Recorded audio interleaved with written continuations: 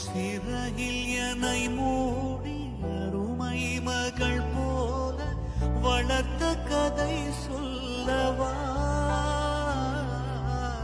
கனவில் நினையாத காலமிடை வந்து பிரித்த கதை சொல்லவா, பிரித்த கதை சொல்லவா.